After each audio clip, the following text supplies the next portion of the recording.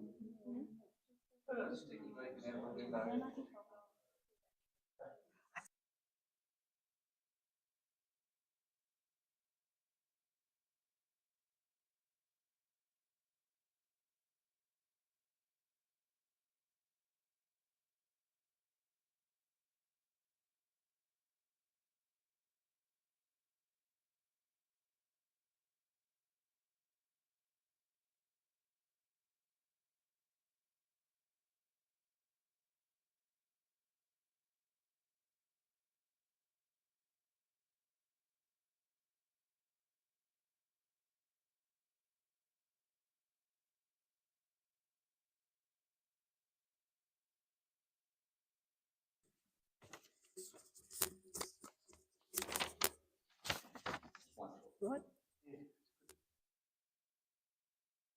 So, welcome members and guests. I'm very pleased to introduce Margaret Sonnemann to you tonight. Many of you know Margaret, I'm guessing through the Aurora Australis Facebook group, which she created some 13 years ago, believe it or not. And it's a testament to the dedication of Margaret and her band of admins that the group currently has over 300,000 members. Yes, throughout Australia and worldwide. I was going to say, that's not Tasmania. No, that's everybody in Tasmania, better than the football. And so this group and the alert group offer a wealth of information, and they're a wonderful forum for members to share their knowledge, their images, and get alerts, as we're hoping to tonight, everybody. And I encourage you to check out these groups. And Margaret is also the face behind the much desired and extremely informative Aurora Chasers Handbook, which is now in its second printing due to its overwhelming popularity. So, and I believe Margaret has a few of these available here tonight, and she will even sign them for you if you care to purchase a copy. So on to tonight's presentation. It's fair to say that the 11th and 12th of May this year will go down in history for Auroras, and I'm sure that we're all looking forward to Margaret sharing her very extensive knowledge on Auroras and some insights into this incredible event, which we hope won't be the last. So I ask you all to please give Margaret a very warm welcome.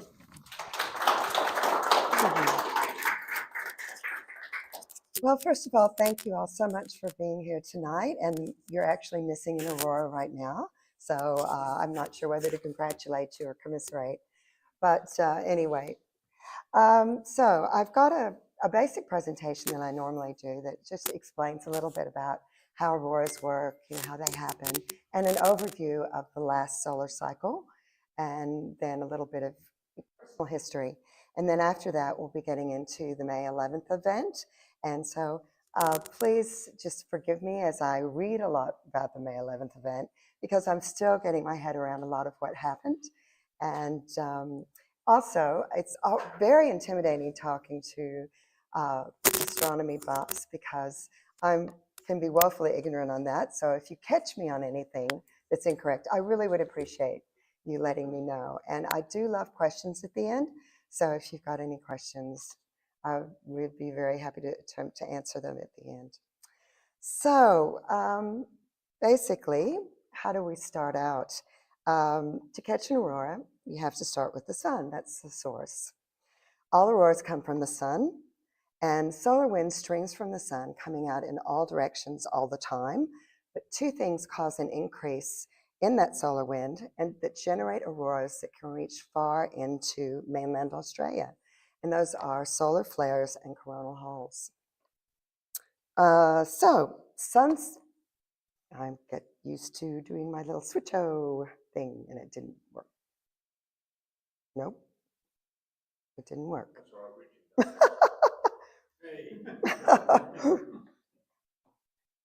Or do I need to go down? No, that didn't work either. Okay, so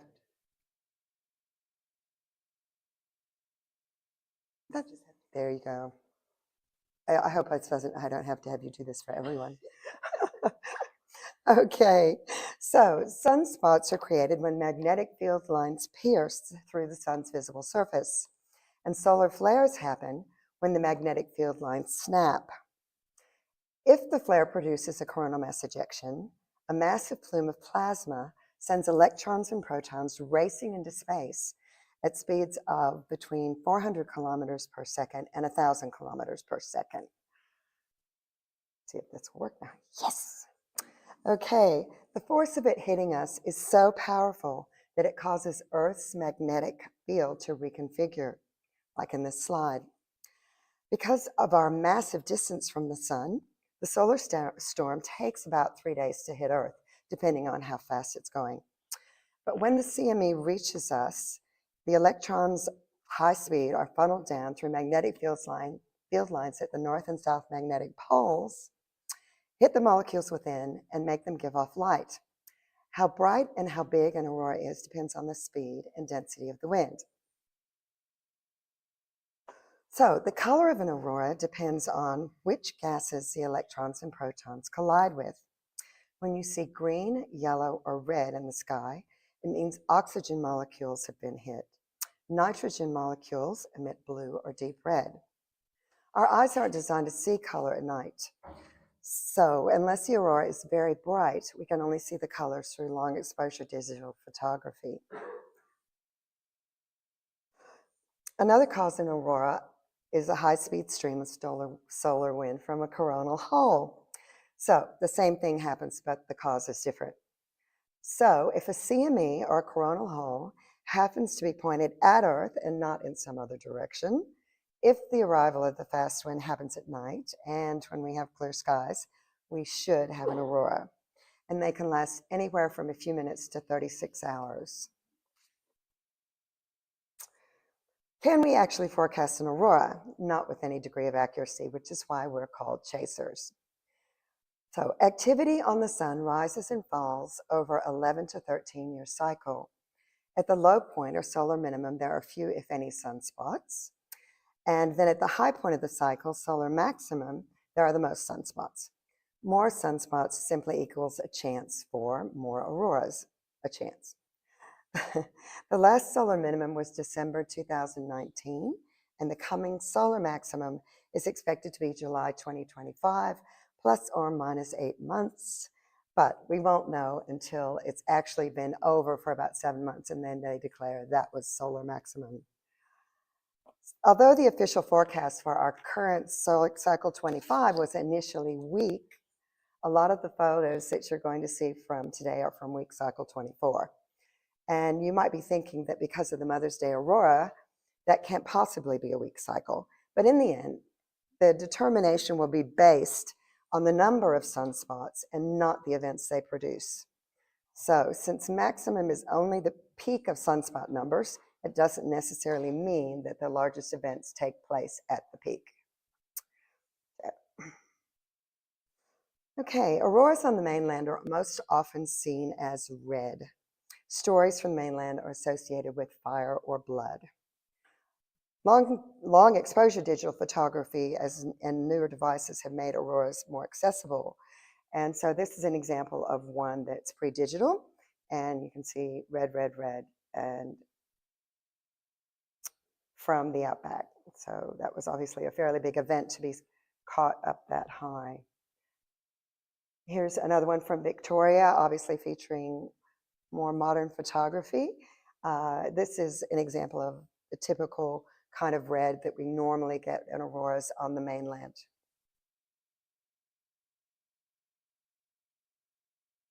Here's one from WA, again, a bit similar to the one you saw in Victoria.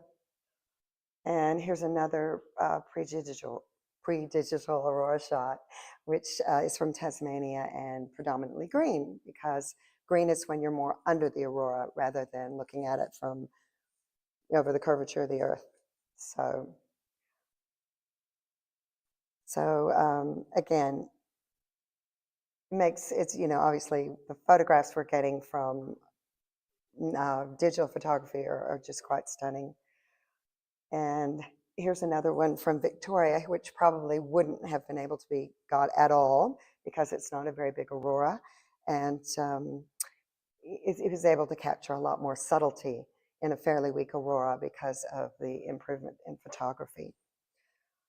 So I'm going to just show you some examples of aurora diversity because every aurora is different. If you've got any experience with seeing them, you know that.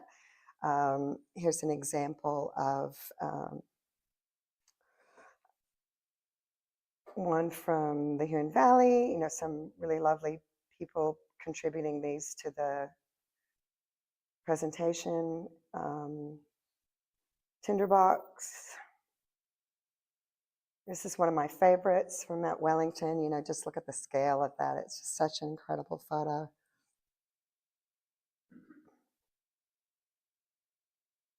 Midlands.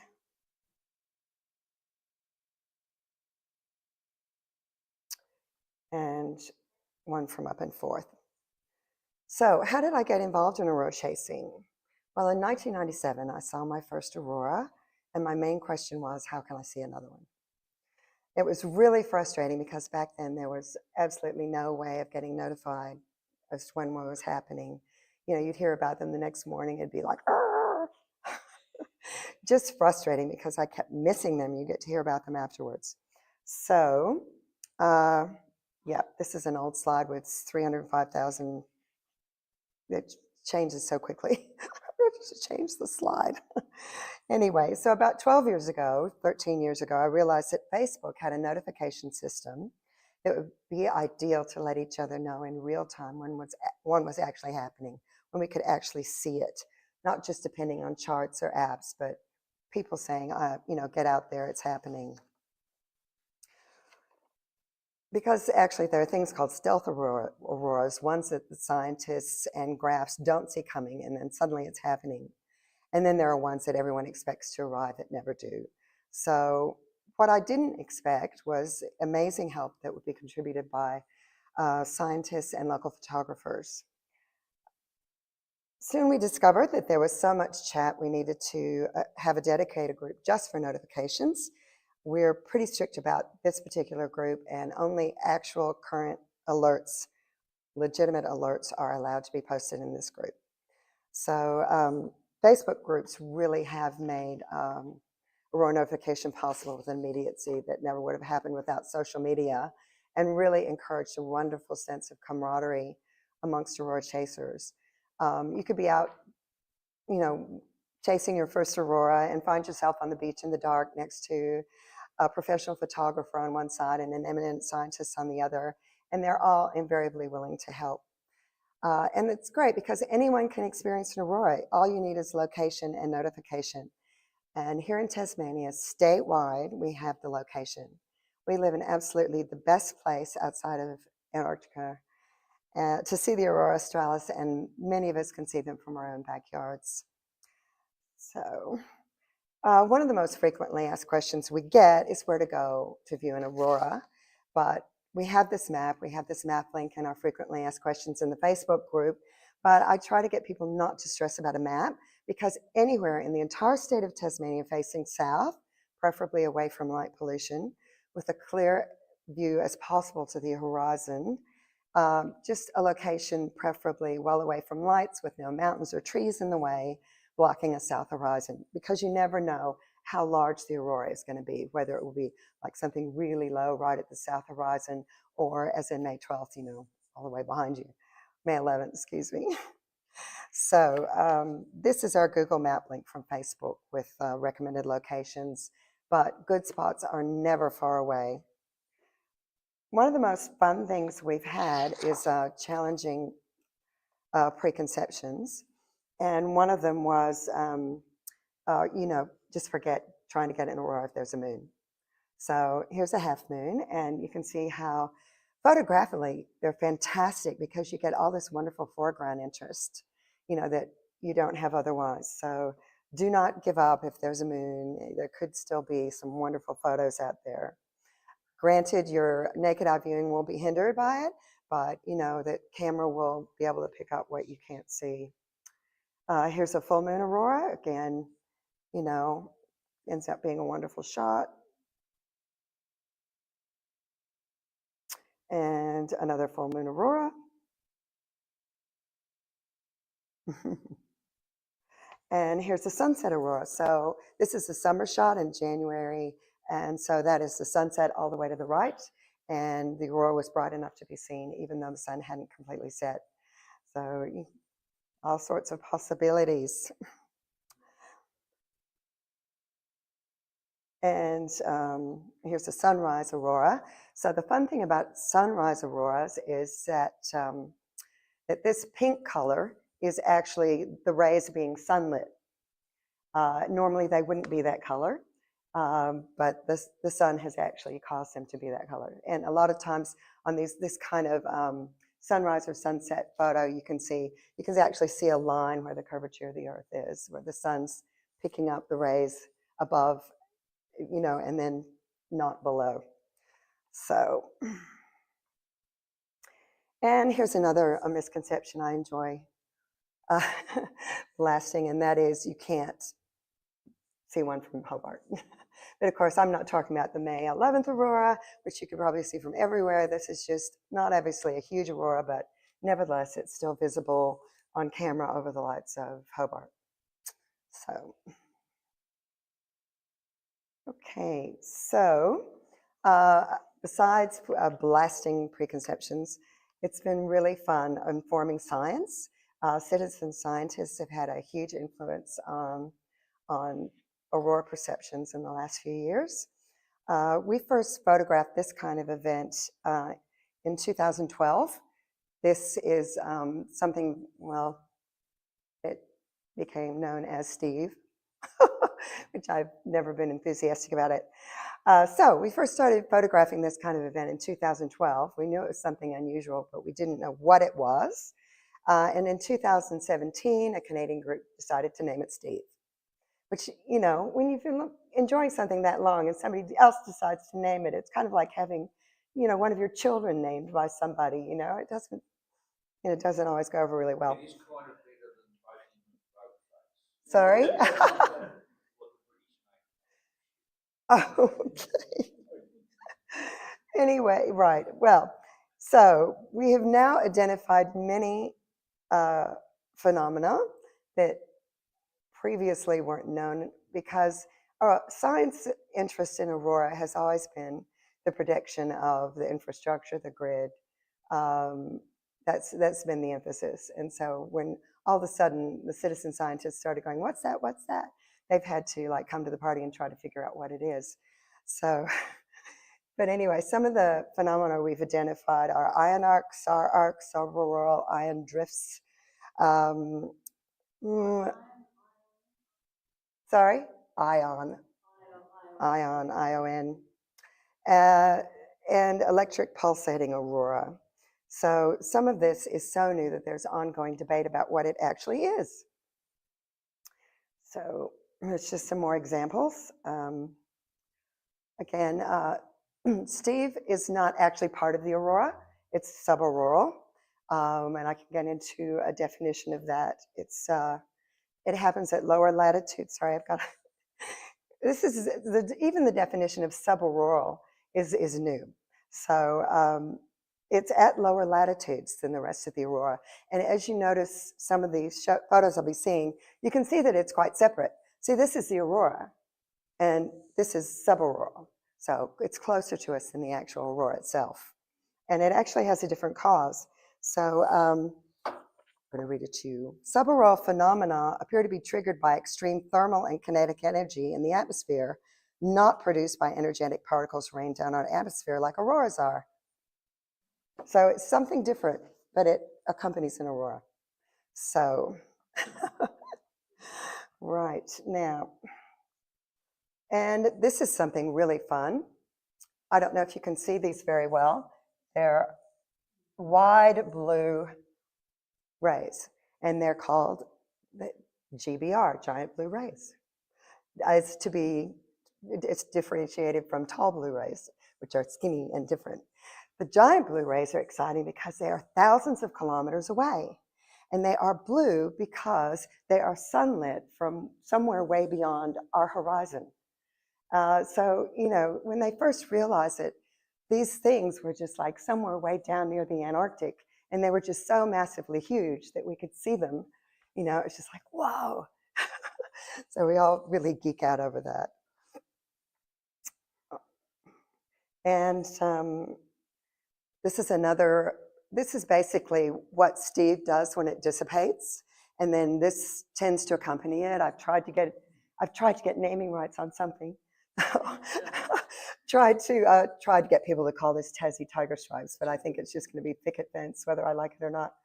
Anyway, so again, you can see that we've got something happening here, and you can feel that it's much closer than this aurora. But we didn't really know this until it was like a retrospective. You know, we go back and we look at these photos, we go, yes, that's actually not the same thing. So, you know, if you've got any old photographs of auroras, you might look back and be surprised by what you've got.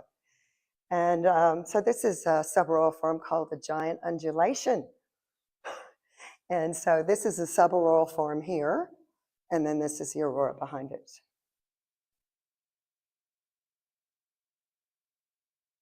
And this is an example of not seeing something till later. This was a 2015, obviously, photograph. And this is something called a SAR arc, stable auroral red arc. And it's a whole other category of interesting thing. It's sits in the plasma pause. Now, does that mean anything to you as astronomers? Because me neither. Okay, so between the plasma pause and the edge of the auroral oval is the subauroral region. Anyway, this SAR arc will feature, it's very hard to see naked eye because it's this sort of deep red, and it can form, basically go all the way, a huge arc all the way, you know, from one, what's my word for? Like from east to west or whatever. It can just spread the full gamut. But this was, we knew he had Steve here, but it wasn't until later that we saw it's a SAR arc. So now I just want to quickly do a north and south comparison, because a lot of people think, oh, you've got to go further south possible to see an aurora, and that's absolutely not true. It's strangely, amazingly not true. Okay, so here's a aurora that was taken in Smithton, and I'm about to show you one that was taken in the southern part of the state around the same time, just coincidentally. You know, nobody planned this. They just showed up, and we went, aha. So, okay, so there's Howden. Smithton, Howden, Smithton, Howden. So, you know, people, you do not have to go further south. As a matter of fact, I'm not anti-Dover, but they do get more rain. So, you know, I see tourists going, oh, I've got to go to Dover. And it's like, maybe not a good idea. Anyway, okay, so, right. So again, this is just basically, we've got some photos here of aurora diversity. Just some lovely examples of different kinds of auroras. So I'll just let you have a quick look at those. Oh, in the early days, the like holy grail of aurora photography was to get an aurora at Cradle Mountain. And so finally, the first photograph that came through was from just a tourist. So, yep, Lake Dulverton, the Midlands is a very good aurora chasing spot because of the low rainfall. I always encourage people to try to go there if it's raining in Hobart. Howden Boat Ramp's a very popular spot. But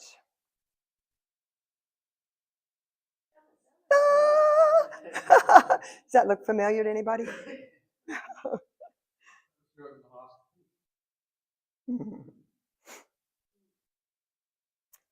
So you can see a lot of diverse things happening with auroras. And everybody now, of course, loves getting bioluminescence with it.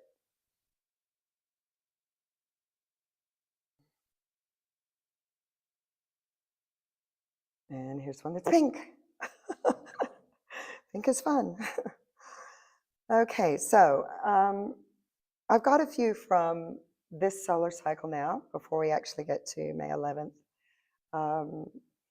This was a crazy one a little over a year ago. And, you know, again, it was a really outstanding one with lots of naked eye color.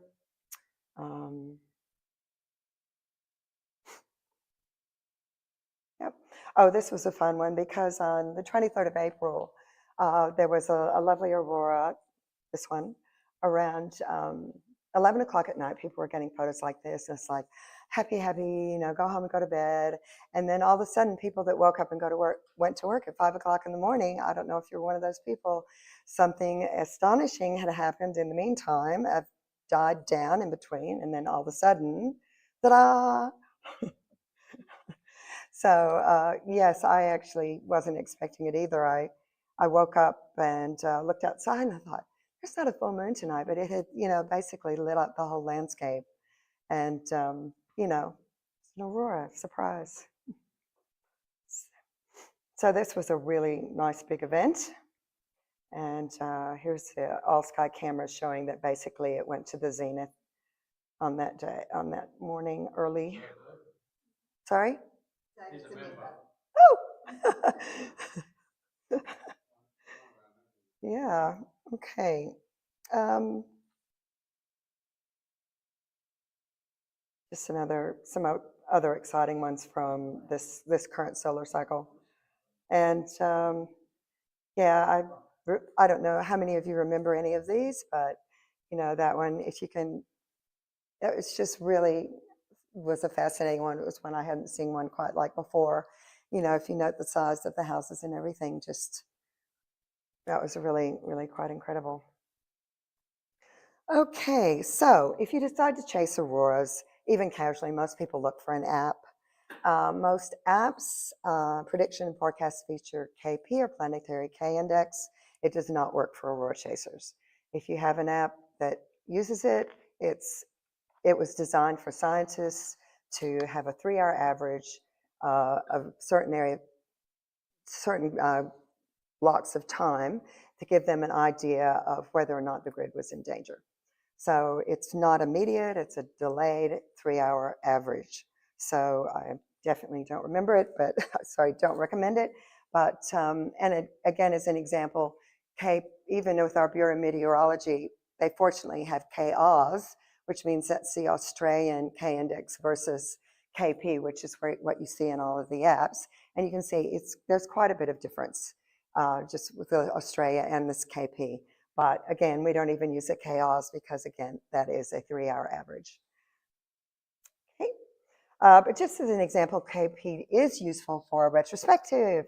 You can look back at a certain date and see, like, over a 3-hour period, basically what was happening. And of course, you know, none of these being an average is correct. It could be higher and lower in each one of these.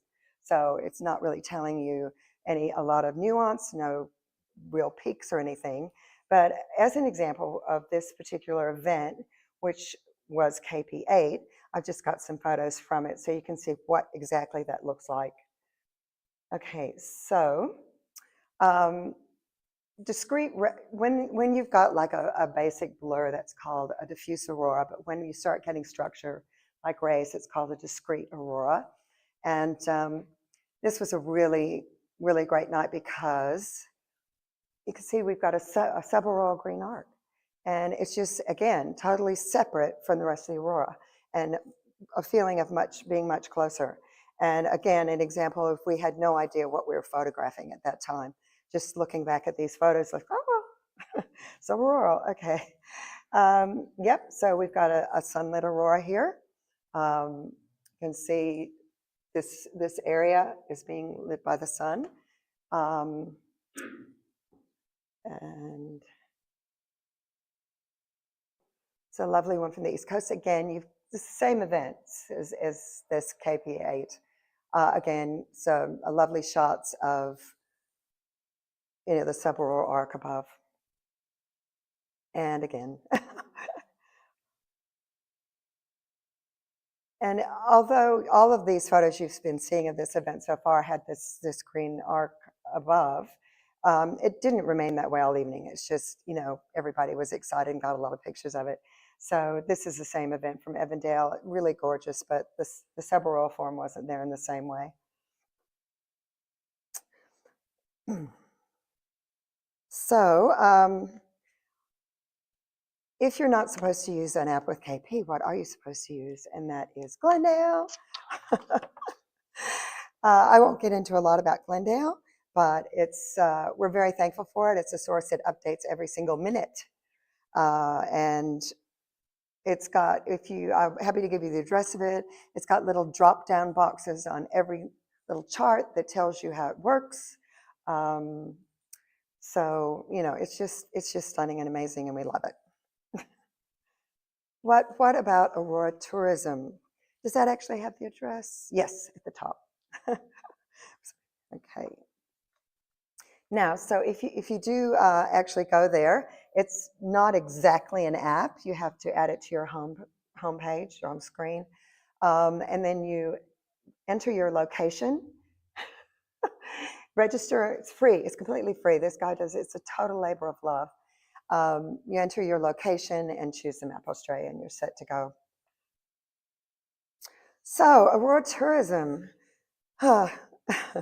So, the comment was given before about there probably aren't 305,000 Tasmanians in my group, and that's correct. There are a lot of tourists, a lot of overseas tourists, because people fly here looking for an aurora and find no infrastructure. So if anyone is excited about starting a little business taking people out, I don't know if you know Luke O'Brien. Does stand a risk of making refunds? Well, Luke O'Brien has entered into a nice little business with the Marriott, the Tasman Hotel. Is that the guy that hands out all the brochures with the I don't know, does he? carabiner on them? Look, he had a stall at Salamanca Place for a long time with his photography books. He was at the, was it him that was at the, when the Wilderness Society did their release of the dark sky? Oh, okay. Yeah, that likely.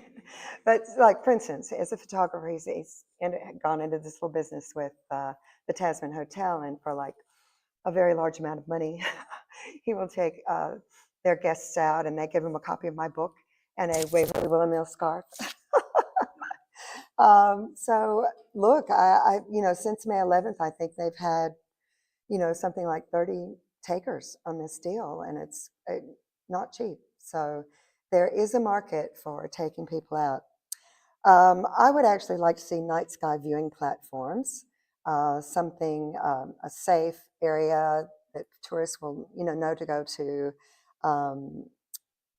And we are working somewhat with Dark Skies Tasmania for this, and in the private sector about southerly facing platforms around the state. And we also are working on something called an Aurora Trail, because we feel like tourists should be able to travel all over the state, since you can see auroras from all over the state, and stay someplace where someone will be able to say that aurora is happening and where is a nearby place to go. And this would especially bring life to places that I lived in the Midlands for a while, and I think someplace like Ross, it's really cute, but nothing to do at night is the common complaint. So this could really enliven a lot of different areas in all over Tasmania if we could get something like this going. So, and for that reason, I started another group called Aurora Australis Notice Board. So anybody gets that has anything to offer tourism, like a tour, a workshop, accommodation, or anything, gets free advertising on this group. And then in 2013, we got some friends and I got this book together, which answered all the FAQ we could possibly think of. And the reprint has a lot more photographs. I think it's like 57 different photographers, and I think there were 7 in the original print. And all of the all of the chapters written by people who know what they're talking about. Like I had scientists write the science chapters, and photographers write photography chapters. So, I just got to compile it all. And then Nick Monk, who's an amazing photographer, he did all the curating for the photos for me. And the thing is, obviously the great thing about auroras is that you don't have to buy a book, you don't have to do anything. It just is a wonderful experience. It stirs up people's sense of wonder. And, I feel like it's Tasmanian's birthright. You need to, it's just like you can imagine going through your life without ever having seen a sunset. You need to also see an aurora. And fortunately, on May 11th, that happened for a lot of people here. Just to Matthew over here. Got a photo in that book. Yay, thank you. Thank you for allowing Nick to choose your amazing photographs. So. I actually got, the reason why I got a telescope is I looked at the stars while I was waiting for the aurora. Yeah. Look, I'm in awe of all of you guys because a lot of times, like, I'll have a picture of it and somebody will go, oh, well, this is facing that direction because there's that constellation. And I'm just, in embarrassed silence. So I really appreciate the input from you all. Okay, so now we get to probably what you wanted to hear all along. I like to call it the Mother's Day Aurora, but I think it's been named after a astronomer. I think it's the Gannon Aurora. But anyway, a few days before May 11th, a sunspot number AR3664 produced a series of CMEs, including several X-class flares, and that resulted in a G5 geomagnetic storm that put the aurora right above Tasmania. So around, I think around 1:30 in the morning on the 11th, we got notification that there was impending impact. Satellite Stereo A reported that it was on the way, and we expected it to arrive as a succession of possibly 7 coronal mass ejections, compressed one after the other. And because of their magnetic fields, CMEs do not exactly combine. You might read somewhere that there's such a thing as a cannibal CME where they all combine, and that's not true. It's been debunked. They don't, but they do compress each other, and they do sort of push each other along, especially if you've got some faster ones behind some slower ones. So what we weren't really prepared for what all this was going to look like. And you probably are aware that this was seen in many places all over the earth. But what you may not realize is that what we got to see was very special. We got to see things in Tasmania that parts of southern New Zealand and parts of southern mainland got to see, and nowhere else in the rest of the world. Sorry? No. South America is, okay, there's such thing as magnetic latitude and geographic latitude. So geographic latitude is straight on the map. Magnetic latitude is centered around the magnetic South Pole, which means that it actually was on that map before, but it's a curved, and it kind of hits the south of New Zealand, goes up through the middle of Tasmania, and then down underneath South America. So they're not quite as fortunate as we are. I mean, they probably would have gotten something more like what WA got. I don't know. I haven't checked up on that. But, generally speaking, it's, they might have gotten like what Sydney got or something. Okay, so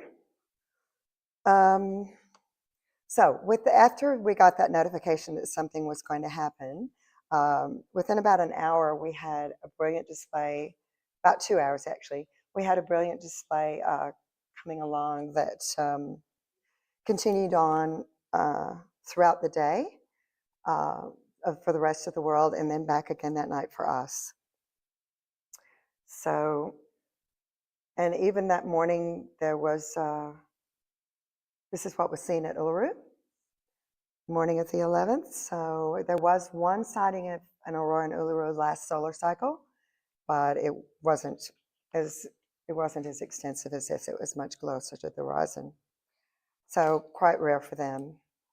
And here's a little personal photo of mine. This is a studio that's under construction on the hill where I live. And in the fog further down the hill, the sky was solid red. In the past, we've often told people, oh, it's cloudy, you can't see an aurora. Well, on this morning, you could see the aurora through the clouds. It just lit up the whole sky red. And I think this is kind of fun because Huonville is actually down here, but it's covered with fog, and this fog is red, the fog that's covering Huonville. So it was amazing, as you know. Okay, sorry? We were at Mount Pleasant that night. I'm sorry? We were out at Mount Pleasant. Ah, right, yeah. And we could see the aurora to the north. Yeah, but wait, we're still at the morning though. Is this in the morning, the morning of the 11th, or are you talking about the night of the 11th? Yeah, we're getting there. Okay, so what actually caused it? We had two regions that combined, 3664 and 3669, produced the strongest event since 1928. It was stronger than the Halloween storms of 2003. The Halloween storms had stronger CMEs, but fewer. So the end result of this was actually more intense than the famous Halloween storms of 2003. So, and fortunately from us, the number of CMEs involved meant that it was still happening for us the night of the 11th. So experienced chasers were really astonished at the mashup of forms. Think of all the well-behaved auroras you've seen tonight and compare it with what you witnessed on the 11th. It's just like, what's happening? Okay, so we were seeing stuff like this and it was like, what's going on? You know, it just kind of looked messy. You know, if you're used to seeing all these lovely little beams, maybe a little arc, you know, it was just like chaotic looking. So we're still trying to get our heads around exactly what happened, and the list isn't conclusive, but this is an example of some of the things that we saw that night.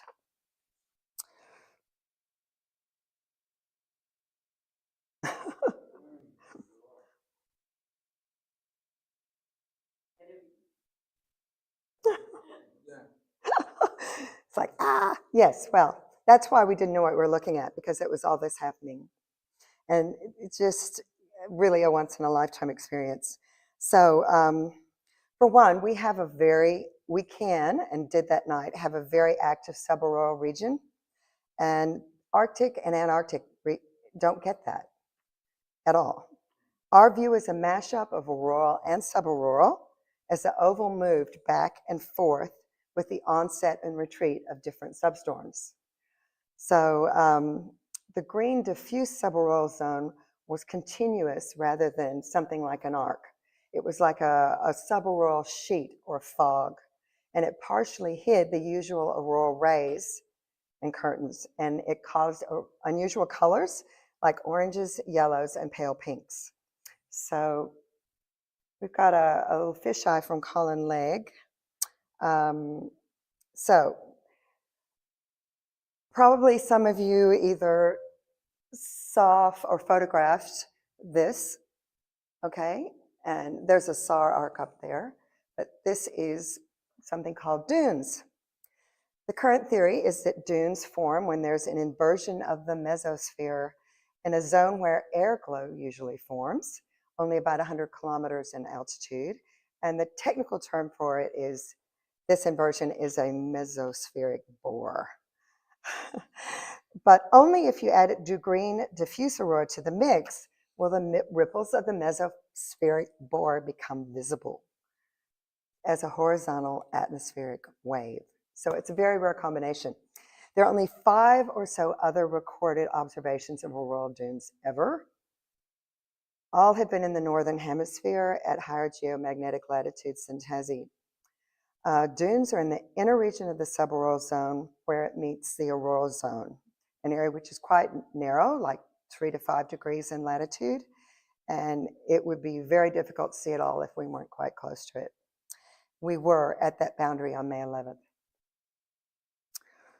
Okay, so this is an example of the extent of the green fog and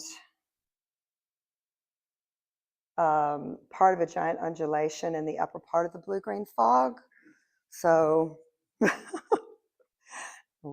okay. Now, where the red rays are covered by blue-green fog, they appear orange. So that's why orange is such an unusual color, because we've got blue-green on top of red. And in lighting color mixing is not like pigment color mixing. This is what you get.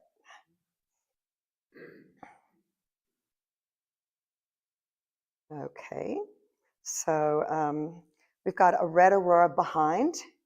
Green subauroral is partially obscuring it. And sometimes it fully obscured the aurora, and sometimes it was completely gone. And again, this is a SAR arc above. And because it's fisheye, so basically, this is taking up half of the sky, and then the SAR arc, instead of being where we could see it above the aurora, it's like behind us. Okay. Yep, so subaraural fog, lower aurora behind.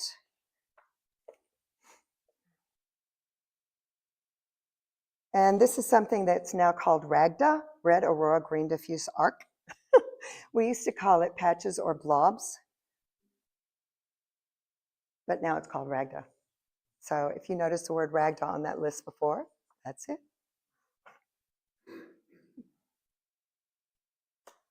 Okay. Okay, so again, there's a look at dunes and fog partially obscuring the rays. We've got, the rays behind, subaraural, and you can almost not see the aurora at all. Again, the outer parts of the subaraural region that night were blue-green, possibly due to a strong proton aurora component. Normally, when we were seeing like the green arc and stuff like that before, it was green, but the blue is because of, again, unique situation that night with the proton aurora component. So as some of the time it was a diffuse fog covering most of the northern part of the sky.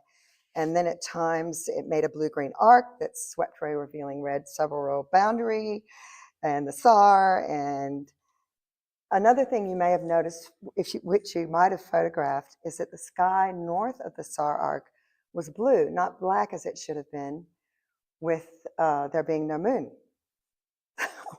So you could get really technical and tell you that that might be because of nitrogen and hydrogen emissions, but I think I don't want to lose you forever completely. Okay. That's a good one of the dunes too. Oh, I know. Isn't that nice?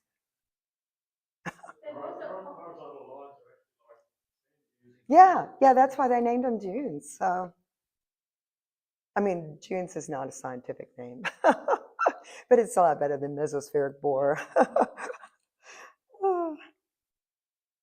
Okay. So, now there's New Zealand. Okay, yeah. This is basically what happened in the very south of New Zealand. They got some of what we were getting, but you can see it's not quite as high as what we were getting. They're not quite as close to the magnetic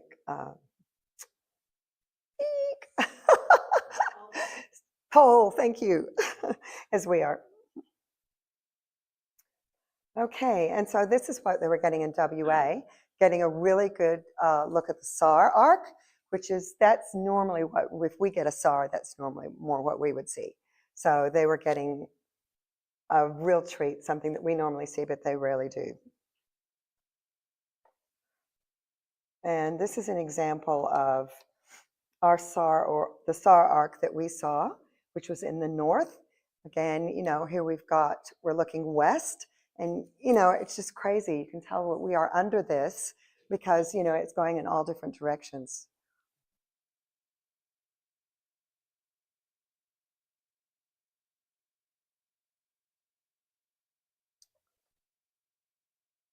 So I think this one is actually a view to the east.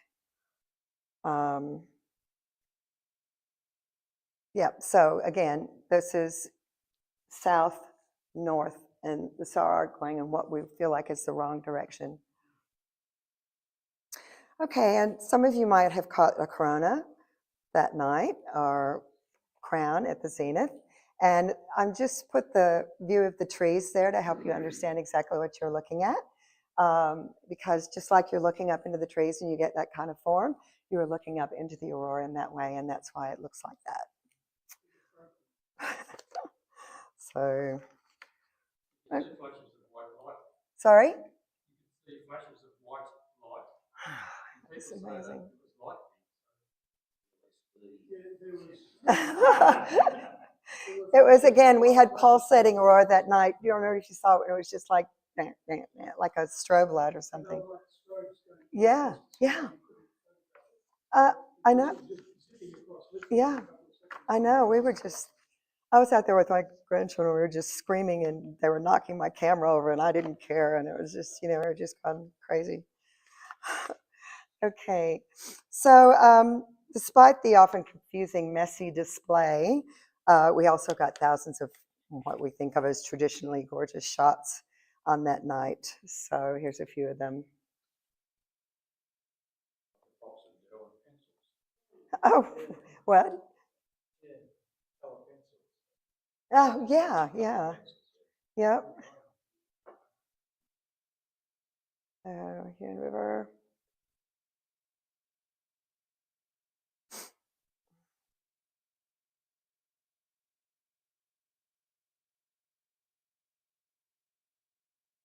Yep. And here is one that's just one of the messy ones, but amazing. Okay, so talking about how beautiful an aurora is, using only still photographs is really difficult to me because my favorite part of the display is the movement. I actually didn't own a camera the first 6 years of chasing auroras, and back then smartphones were not up to the task. So the movement I found just so mesmerizing. And unfortunately, the time lapses don't really get that movement either. So I've got a little time lapse here from Croydon Hall, and unfortunately, he only got the view to the south because he was at Randall's Bay and he was kind of hemmed in by the trees behind him. But I'm sure, we'll bring back some lovely memories from that night. And then we'll have a look at Lisa's, and she got much more of an all sky look. So I'm going to find out how to start this. I don't know. I'm trying to tap that. It's not doing it.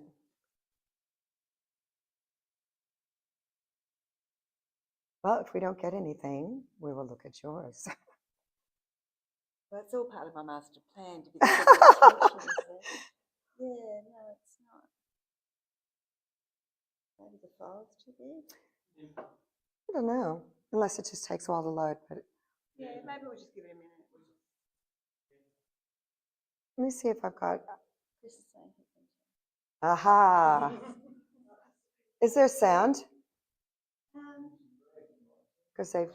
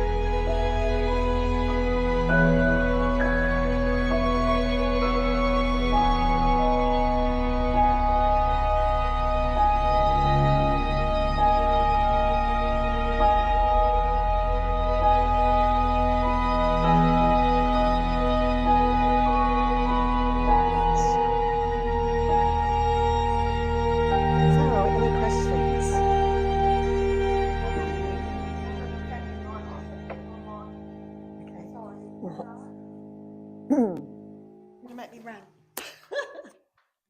I think I might have actually answered my own question, having now watched the video. But I wondered, given that the aurora occurs because of the excitement of the oxygen or whatever, why don't we get all the colours at one time? Why isn't the red activated and the green activated and the blah blah blah blah blah? Well, there are different gases in the atmosphere. They Yes. tend to be at different levels. Ah, right. Okay. Yeah. So, and then when they're at different levels, but yet we're under, you know what I mean? We're seeing this height, this height, this height, this height, this height. So we're, you know, it's all kind of Yeah, mixed I together. guess that's where I kind of Yeah. answer my own question. In as much as the magnetism's moving through the atmosphere, while when you look at a static image, you go, well, why are the bands like that? But yes. Yeah, Right. as the excited molecules hit, you know, it depends that they become stronger and weaker, so they hit different areas, you know, of the layers of the gases, and there's just constantly something happening. And if I may ask another question, I've travelled a bit around the world, but I've not actually seen an aurora borealis. I've heard that they're different to ours visually. Is that actually true? The thing is, we get more variety of color because most of the auroras that we see are in the distance. So we can see the different layers. You know, we could usually see like green, red, you know, and then in the mainland, it's just the red because they can't see, you know, over the curvature of the earth like we can. But if you're under an aurora, that if not so much is happening as it was that night, just a nice, normal, uneventful aurora, you're going to see green because that's the lowest gas. That's you know, and so all the red and everything is above you, and you aren't going to be able to see it. You're going to be masked by all that green. Well, recently we saw a presentation society out at the university, and it was a fellow who was a Bureau of Meteorology scientist, and he took a lot of photos of auroras in the Antarctica, and they were interesting, and it was great to see them, but they weren't as spectacular, I didn't think. And I wondered if it was because you were actually under it. I mean, he had a Steve, which was interesting, but the actual colours and that were much more muted, and that explains it. Yeah, I think we're just, you know, we don't maybe get them as reliably as places closer to the Arctic and Antarctic, but what we do get is really gorgeous. So. I've seen a lot of photos from the northern hemisphere. Oh, sorry, thank you. Just following on from what Chris was saying, and they seem to have more pastel colours. They seem pastel creams, pinks, really light colours, and nowhere near the deep, rich reds that we seem to get, which is, don't know whether that's atmospheric composition's different up there, magnetic field lines are in a... Who knows, maybe it's more light, more pollution. Yeah, you're seeing it through a haze up there. You know, I noticed that I've been in touch with North American groups more lately, and they were just making a big deal over, you know, does anyone have any pictures of a red aurora? Like it was like something really special. I'm like, all the time. So, thank you. Okay. Yep. Thank you.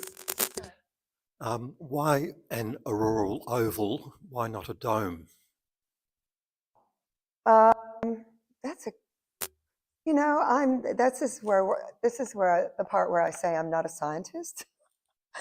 Look, basically, you know, I don't know, but it's not a dome. It gets wider and wider and wider, and the center of it gets more and more open the bigger it gets.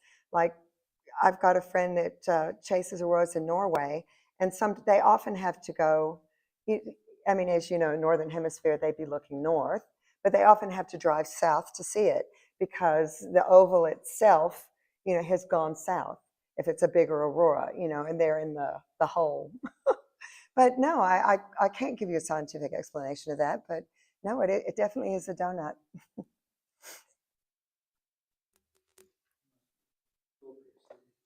Aha, see, this is why.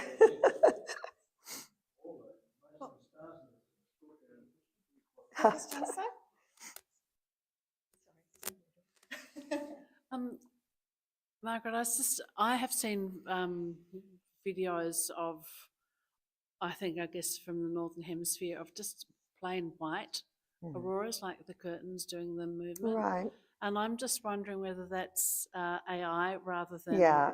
Yeah. So there's always colour with them? Yes. Well, yes. White is all colors together, all light colors together are white. Uh-huh. You know, I'm an artist, so, you know, I think in pigments, all colors together should be something muddy, but in light, it's the opposite. Yeah. Every color together is white. No, it's because it's hitting various gases and stuff. It should have color. Yeah. You'll see, every once in a while, you'll see in the midst of a photograph that has a lot of color in it, you'll see some white. And then the Steve is white. Yeah. But it's something completely different. It's a different thing. Yeah. You know, it's in a category of its own. Yeah. So yeah, As I expected. AI. Yeah. There's a lot of AI Yeah. Aurora stuff out there. It's Yeah. disturbing. Yes. I have seen those ones as well. And The curtains, where it's like somebody's taking a photograph of drapes, and you know. very clearly debunked as being AI, the ones that were pure white. Yeah. No, I'm familiar with that particular white one. Yeah.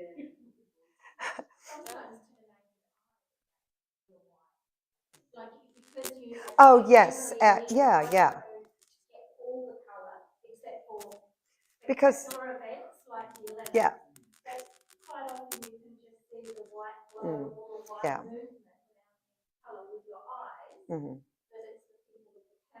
Yeah, that's because our eyes aren't designed to see color at night. So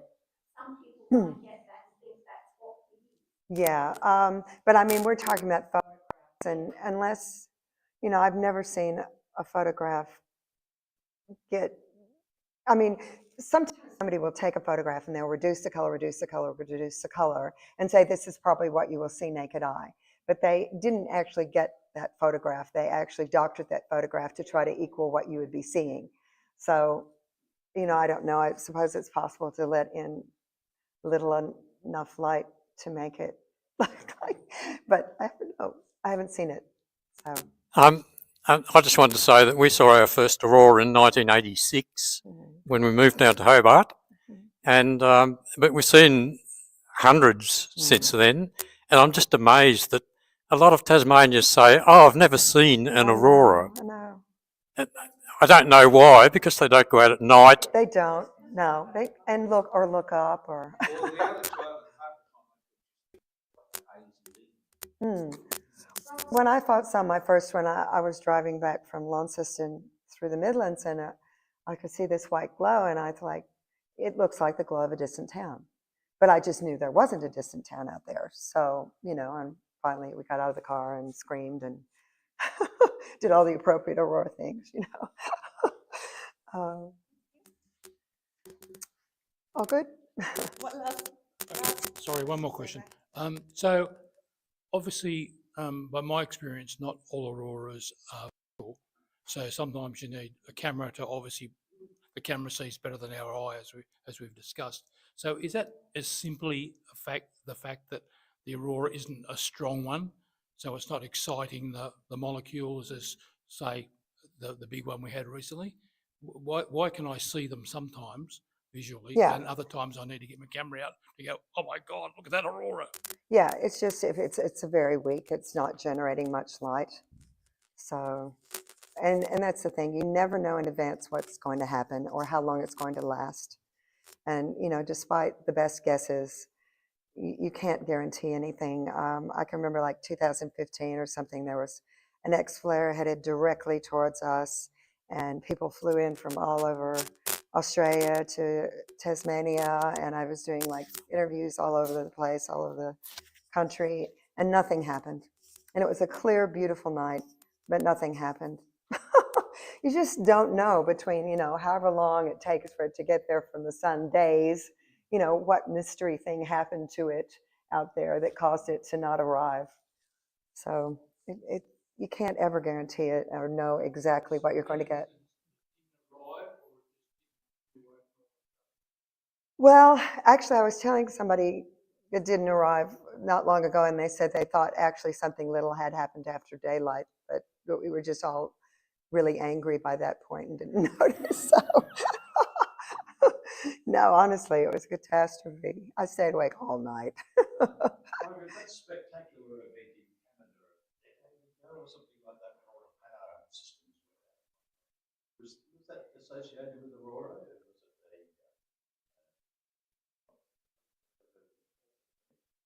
it I'm not sure what event. I've missed this. the whole of the North American continent? Are you talking about something? I think it was Montreal. Are you talking about something in the 1800s, the Carrington event?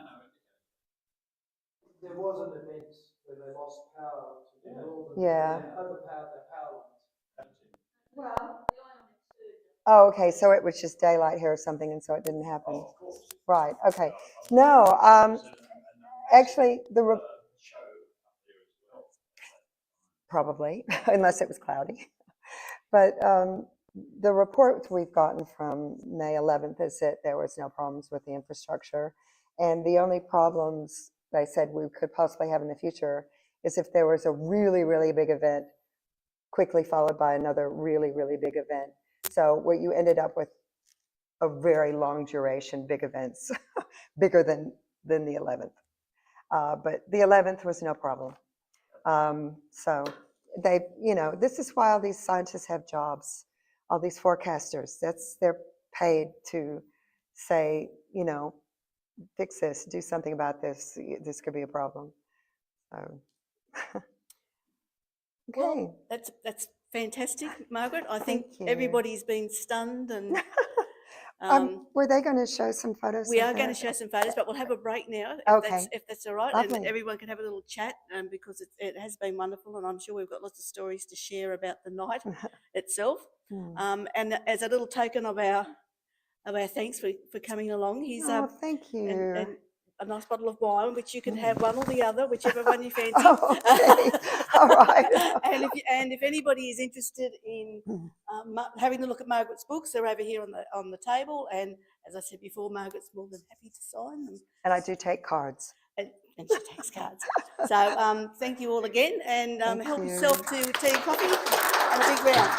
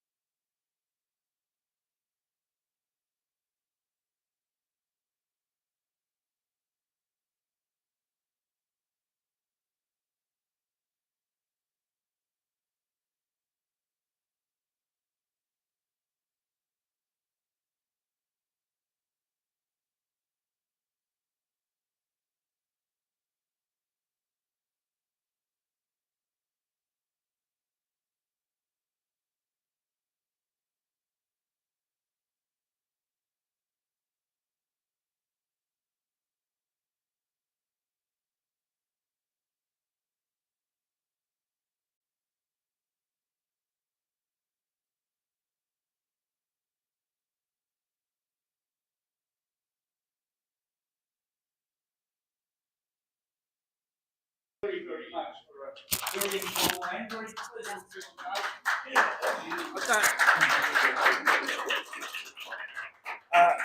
And before we move on with the evening, and Bronwyn will guide us through that, I'm sure. I'd just like to remind our members that we do have a rather large event coming up in September. It already looks like there'll be at least several hundred people attending to our public open night, and we will need volunteers on the ground. And some of the volunteers will be required to do some rather mundane jobs, like keeping children's hands off toys and things like that. But we will need volunteers. So keep in mind the weekend of the 6th and the 7th of September. And if you're available, please contact me on the President's email and let me know you can turn up. Thank you very much. And so now we have the opportunity to show off your wonderful images. I think, Lisa, you've got some to show already from yourself and Andrew. This is my time lapse, so that'll cover me. That was from the 11th of May. Oh, thank you. Yeah, so that's my time lapse, which was actually a bit problematic. I was using my old camera. The battery went flat at one point, which is why it jumps. And I also had a terrible issue with condensation that I didn't realise was happening because I was running around with my other camera taking photos. So, but I stitched it all together anyway. I mean, I know it was a beautiful night for everyone, but I particularly feel very emotive about this night because my 16-year-old son, who wants absolutely nothing to do with his middle-aged mother, actually spent the night out on the deck with me enjoying the auroras. So that was really beautiful to spend that time, you know, with a loved one. So anyway, so that was me. But Andrew Boyd from up north has also, so Andrew Margaret is our Northwestern coordinator, and he kindly sent us a couple of aurora pictures as well, which I will just bring up. Just bear with me. So he didn't give me much detail about these, but yeah, so that's one of Andrew's from up north. I know he did get these printed. And there's another one. Yeah, so beautiful. Andrew's probably listening, so I better applaud. Yeah, well done, Andrew. Yeah, so that's it for me. Does anybody else have any photos? Yeah.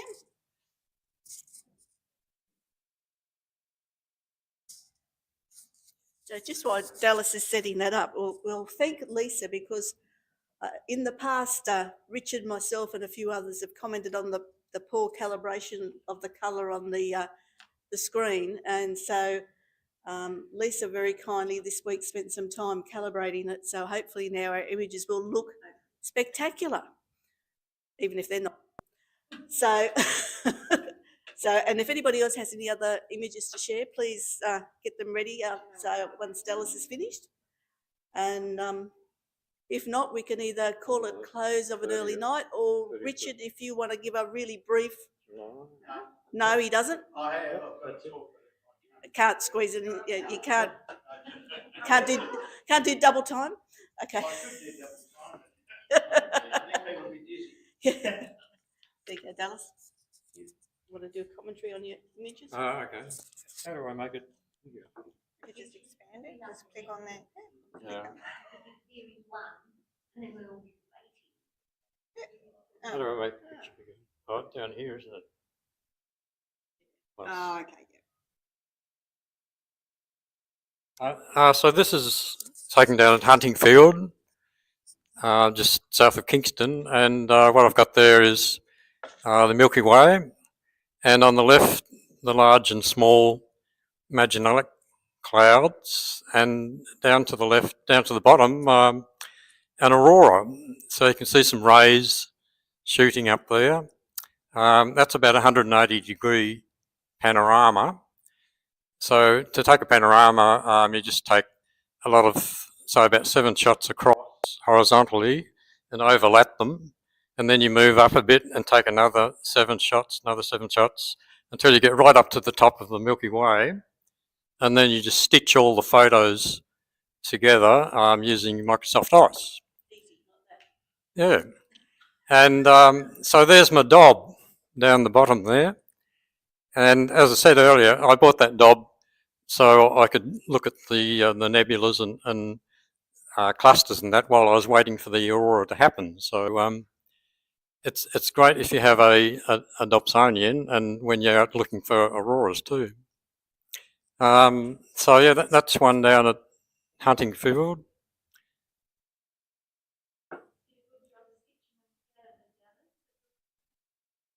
Yeah, I think. So this was the night of the 11th. We actually had an observing night out at Mount Pleasant that night, and quite a few people came, but I think a lot of them came to look at the aurora. So here we have, I'm not sure what type of arc that is. Is Margaret still here? Oh yeah. So what type of arc would that be? That's looking west.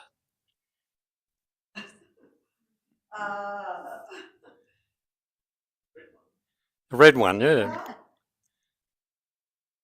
I can't tell, but the star is usually a much deeper red than that. Right.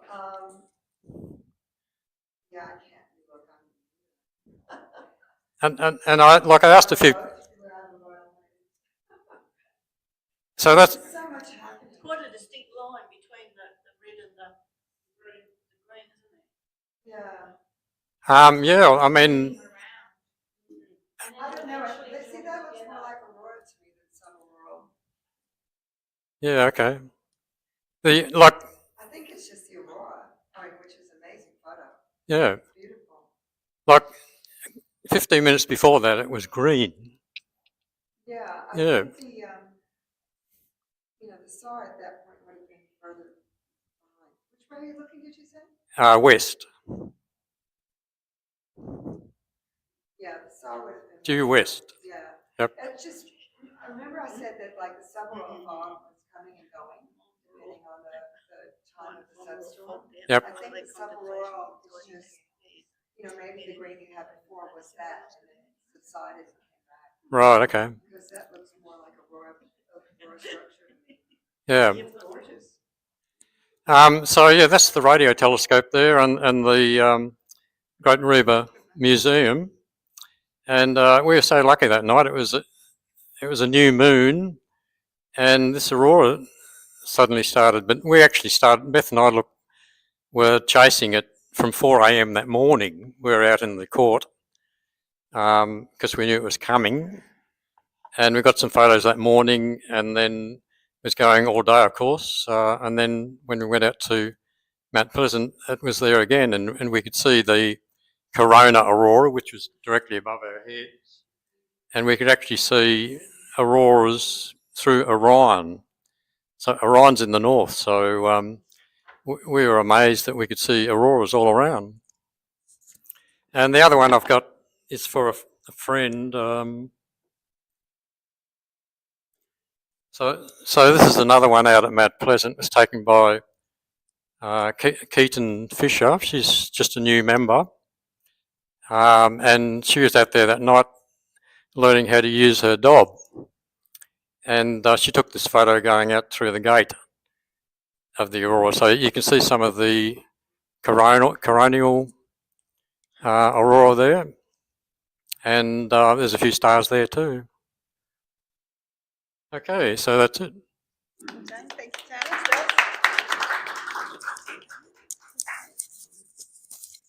So has anybody else got any more to share?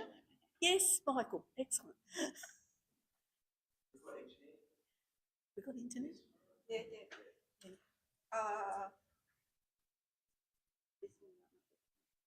And I was just chatting to Margaret, and she's busily approving, 70-something images so far coming through from tonight. I have to approve posts.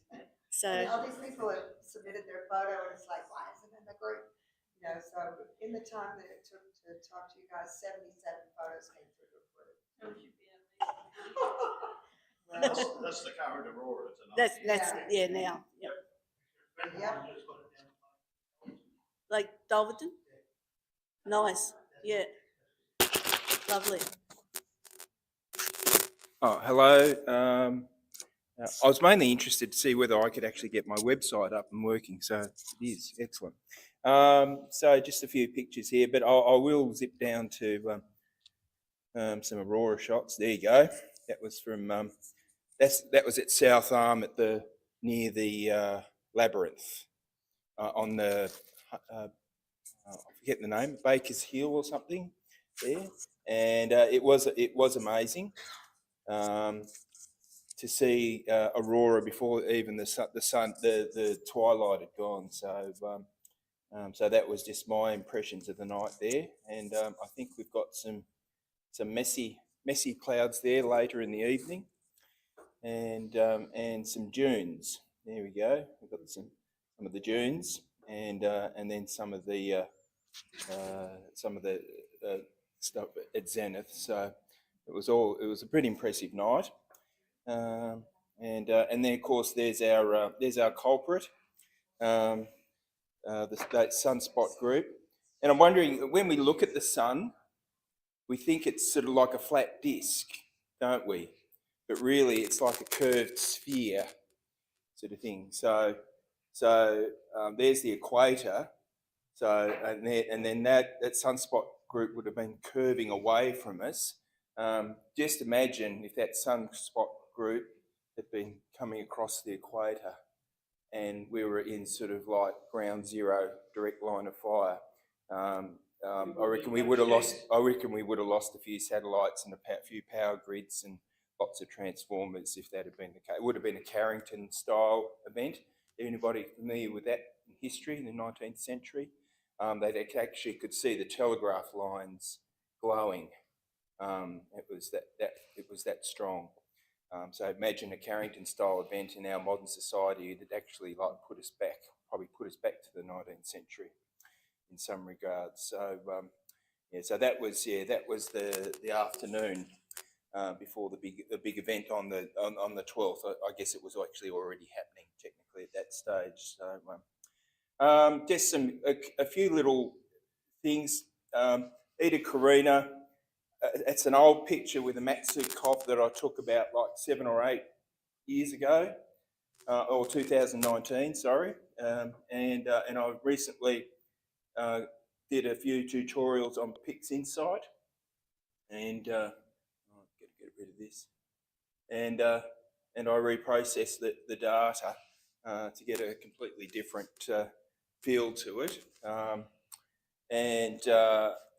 and you can obviously see what Pix Insight and Blur Exterminator and Star Exterminator and all that sort of thing can actually do to your old data. So if you've got old data sitting around and you've got Pix Insight, and have a crack at it, and this is one of I did of the Centaurus A, similar, about the same time with the Matsikov, very noisy. And lots of sort of bloated stars in my earlier days of astrophotography, and this is the same data basically. It actually looks really bad. It looks much better on this screen, but the stars are a lot sharper, and there's a little bit more contrast and detail, especially across the dust lane. So I was pretty happy with that. I'm now embarking on actually processing dual band data in Pix Insight now, and it's a completely different process to just regular RGB. So it's going to be sort of a little bit more of a learning curve in the next week or so. But I've got lots of dual band stuff from the last month of all the stuff in the Lagoon Nebulas and the War and Peace and a few and the Eagle. So they'll be coming out soon. Hopefully, once I master some sort of workflow in Pix Insight for dual band. So, yeah. Okay, thanks everybody. Okay, yeah.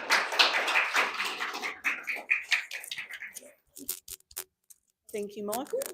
Anybody else? Any more images to share? No? I want to go out there and find the new one. Well, I was just about to say, it's probably time to say class dismissed and off you go. Go and chase some aurora. Thank you to our northern cousins for joining us, and hope you all have success tonight. And thank you again, Margaret.